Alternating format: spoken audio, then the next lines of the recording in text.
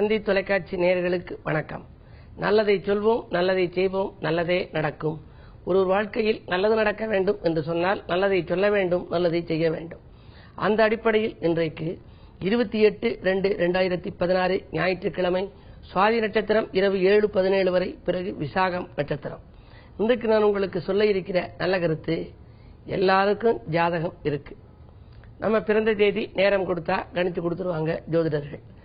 அந்த ஜாதகத்துல இப்போதைக்கு என்ன திசை நடக்குது, இப்போதைக்கு என்ன புத்தி நடக்குது, இப்போதைக்கு என்ன அந்தரம் நடக்குதுன்னு பார்க்கணும்.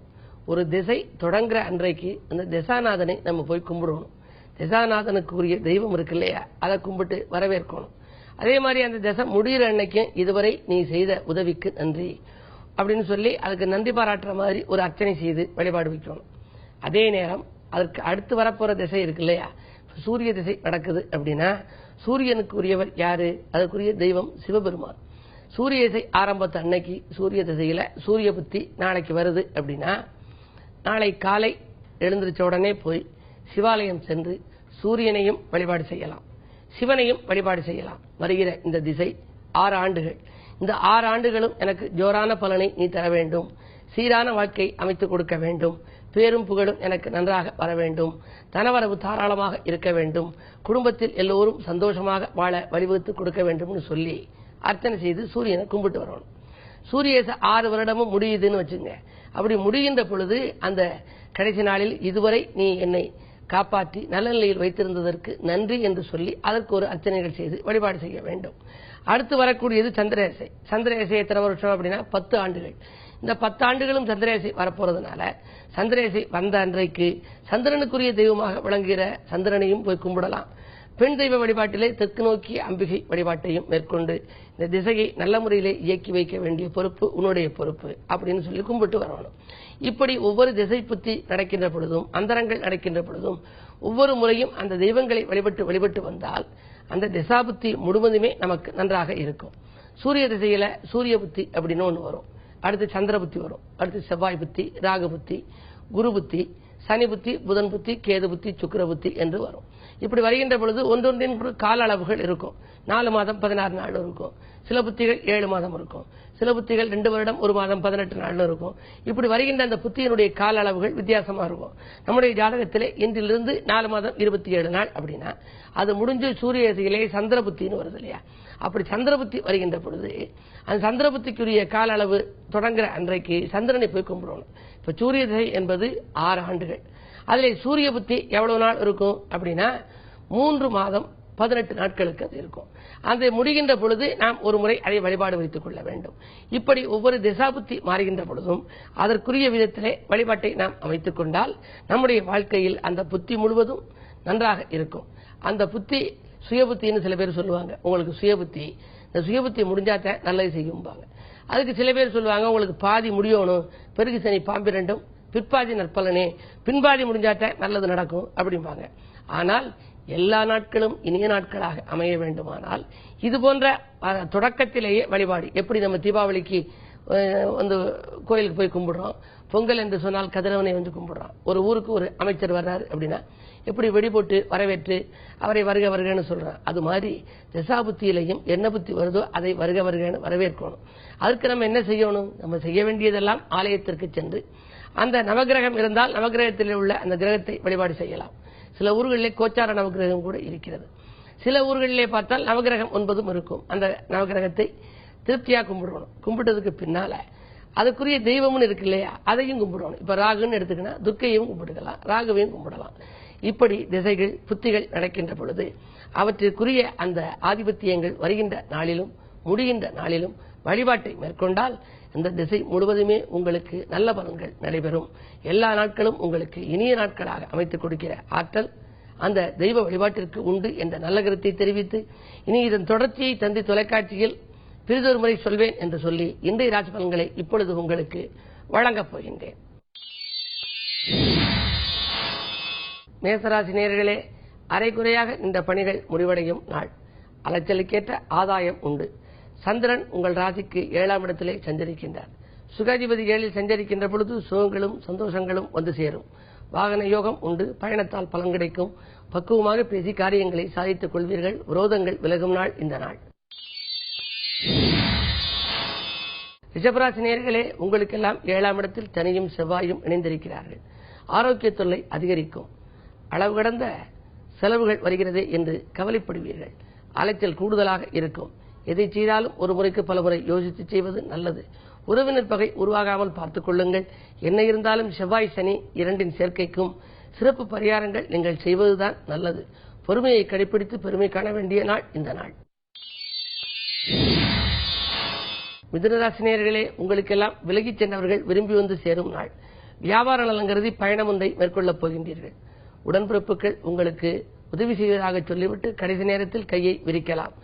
6லே செவ்வாய் சனி சேர்க்கை இருப்பதால் உத்தியோக முன்னேற்றம் கருதி எடுத்த முயற்சிகளில் திடீர் திருப்பங்கள் ஏற்படும். உத்தியோகத்தில் உள்ளவர்களுக்கு திடீரென நீண்ட தூரத்துக்கான மாறுதல்கள் கூட கிடைக்கலாம். நினைக்க இயலாத இடத்தில் போடுகிறார்களே என்று கூட நீங்கள் கவலைப்படுவீர்கள். என்ன இருந்தாலும் ஒரு சில மாதங்கள் உத்தியோகத்தில் மேலதிகாரிகளையும் உடன் பணிபுரிபவர்களையும் அனுசரித்து செல்ல வேண்டிய நேரம் இது. கடகராசி நேயர்களே, ஆனந்த வாழ்க்கைக்கு அடித்தளம் அமைத்துக் கொள்ளும் நாள். அடுத்தவன் நலன்கிறது எடுத்த முயற்சிகளில் உங்களுக்கு வெற்றி கிடைக்கும். ஆதாயமும் உண்டு. 2லே குரு இருப்பதால் தனவரவு தாராளமாக வந்து சேரும். அதே நேரம் 2க்கு அதிபதி 8ல் இருக்கிறார். எனவே வந்த மறுநிமிடமே செலவாகிவிடும். சுப விரயங்களை மேற்கொள்வது நல்லது. அப்பொழுதுதான் வீண் விரயங்களிலிருந்து நீங்கள் விடுபட இயலும். பயணங்களால் ஒரு சிலருக்கு தொல்லைகள் உருவாகலாம். குறிப்பாக உறவினர்களின் தொல்லை அதிகரிக்கும் நாள் இந்த நாள். சிம்மராசி நேயர்களே, உங்களுக்கெல்லாம் விடிகாலையிலேயே விரயங்கள் அதிகரிக்கும் நாள். வீடு கட்டும் முயற்சியிலே உங்களுக்கு வெற்றி கிடைக்கும் என்றாலும் கூட அது கொஞ்சம் தாமதம் ஏற்படத்தான் செய்யும். செவ்வாய் பலம் கொஞ்சம் குறைவாக இருக்கிறது. செவ்வாயோடு சனி இன்றைக்கு சேர்ந்திருக்கிறார். அர்த்தாஷ்டம சனியோடு அர்த்தாஷ்டம செவ்வாயும் இருப்பதால் குடும்பத்தில் சில தொல்லைகளை சந்திக்க நேரிடும். 2 நாட்களுக்கு முன்னால் நடைபெற்ற வழக்கு மீண்டும் தலைதூக்கலாம். உடன்பிறப்புகள் உங்களை விட்டு விலகிச் செல்லலாம். கவனமுடன் நடந்து கொள்வது நல்லது. கன்னிராசி நேயர்களே, உங்களுக்கெல்லாம் வாட்டங்கள் அகலும். வசதி பெருகும் நாள் இந்த நாள். வராத பாக்கியில் கூட வசூலாகலாம். 8க்கு அதிபதி 3ல் சஞ்சரிக்கிறார். 6க்கு அதிபதி சனி அவரோடு இணைந்திருக்கிறார். திட்டமிட்ட காரியங்கள் திசை மாறி சென்றாலும் கூட திட்டமிடாத காரியங்கள் உங்களுக்கு வெற்றியை கொடுக்கும். உத்தியோக மாற்றங்கள் உறுதியாகலாம். ஊர் மாற்றங்கள் விரும்பியபடி அமையும். சகோதரர்கள் சகாயமாக நடந்து கொள்வார்கள். பண தேவைகள் உடனுக்குடன் பூர்த்தியாகும். துலாம் ராசி நேயர்களே, ஜென்மராசியிலே சந்திரன். கூட்டாளிகளால் ஏற்பட்ட குழப்பங்கள் அகலும் நாளாக இந்த நாளை கருதலாம். குடியிருக்கும் வீட்டால் சில பிரச்சனைகளை சந்திக்க நேரிடும். கூடுதலாக லாபம் தொழில் வருகிறது என்று சொல்லி அகலக்கால் வைக்க வேண்டாம். உடன்பிறப்புகளையும் உடன் இருப்பவர்களையும் நம்பி செயல்பட்ட காரியத்தில் சில மாற்றங்கள் செய்ய நேரிடும். என்ன இருந்தாலும் சனி செவ்வாய் சேர்க்கை 2ல் இருப்பதால் யாரையும் இப்பொழுது நம்பி செயல்படுவது நல்லதல்ல. குறிப்பாக யாருக்கேனும் நீங்கள் பொறுப்புகள் சொல்லியிருந்தால், பொறுப்புகள் சொல்லி பணம் வாங்கி கொடுத்திருந்தால் அதன் மூலம் சிக்கல்கள் ஏற்படலாம். இந்த நாளை இனிய நாளாக அமைத்துக் கொள்ள செவ்வாய்க்குரிய வழிபாட்டையும் மேற்கொள்ள வேண்டும். சனிக்குரிய சிறப்பு ஸ்தலங்களுக்கும் சென்று வழிபட வேண்டும். 7ரை சனியில் இன்னும் சில நாட்கள் உங்களுக்கு இருக்கிறது. 7ரை சனி விலகும் வரை சற்று பொறுமையை கடைபிடிப்பதுதான் நல்லது. விருச்சிக ராசி நேயர்களே, சனி செவ்வாய் சேர்க்கை காலம். பொறுமையை கடைபிடித்து பெருமை காண வேண்டிய நாள். அது மட்டுமல்ல, யோகங்கள் வந்து சேர வேண்டும் என்று சொன்னால் யோசித்துத்தான் செயல்பட வேண்டும். உடன்பிறப்புகளையும் அனுசரித்துக் கொள்ளுங்கள். உடன் இருப்பவர்களையும் ஆதரித்துக் கொள்ளுங்கள். அன்பு செலுத்துவதன் மூலமும் விட்டுக் கொடுத்து செல்வதன் மூலமுமே இன்றைக்கு உங்கள் விருப்பங்கள் நிறைவேறும்.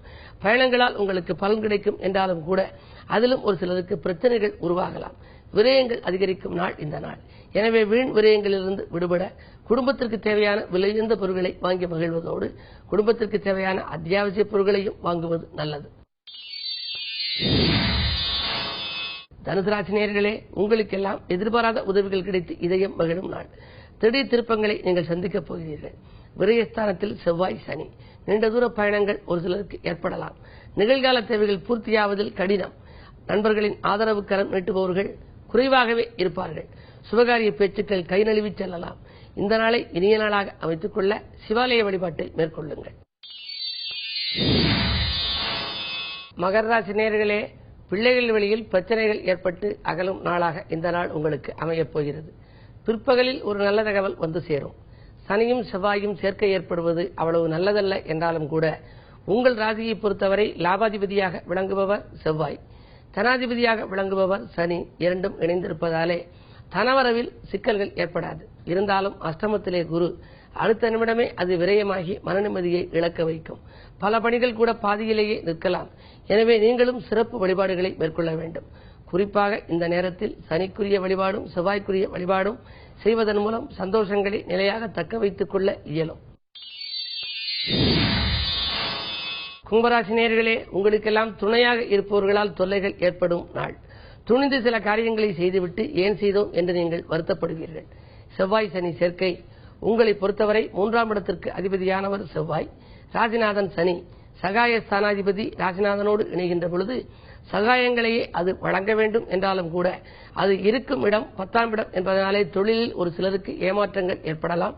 தொழில் சம்பந்தமாக எடுக்கும் முடிவுகளை பரிசீலனை செய்து எடுப்பதுதான் நல்லது. புதிய முதலீடுகள் செய்பவர்கள் யோசித்து செய்வதும் நல்லது. உடன்பிறப்புகள் அல்லது உடன் இருப்பவர்களை அனுசரித்துக் கொள்ளுங்கள். குருவின் பார்வை இருப்பதால் காரியங்கள் கடைசி நேரத்தில் கைகூடிவிடும். மலைபோல் வந்த துயர் பனிபோல் விலக வைப்பது குருவின் பார்வை. எனவே குரு வழிபாட்டில் முழுமையாக கவனம் செலுத்துங்கள். குதூகலத்தை தக்க வைத்துக் கொள்ளலாம். மீனராசி நேயர்களே, உங்களுக்கு சந்திராஷ்டமம். எதை செய்தாலும் நீங்கள் யோசித்து செய்வது நல்லது. கொடுக்கல் வாங்கல்களில் குழப்பங்கள் ஏற்படலாம். மனக்குழப்பம் அதிகரிக்கும். மதிப்பையும் மரியாதையும் தக்க வைத்துக் கொள்ள பெரும் பிரயாசம் எடுக்கும் சூழ்நிலை உண்டு. குடும்ப சுமையும் கூடுதலாக இருக்கும். அதிக விரயங்களை சந்திக்கும் நீங்கள் அலைச்சலையும் சந்திப்பீர்கள். யாருக்கும் வாக்கு கொடுக்க வேண்டாம். கொடுத்த வாக்கை காப்பாற்ற இயலாமல் போகலாம். எனவே இந்த நாளை இனிய நாளாக அமைத்துக் கொள்ள கிழமை ஞாயிறு என்பதால் சிவாலய வழிபாட்டை மேற்கொள்ளுங்கள். மேலும் விவரங்கள் அறிய தினத்தந்தி படியுங்கள்.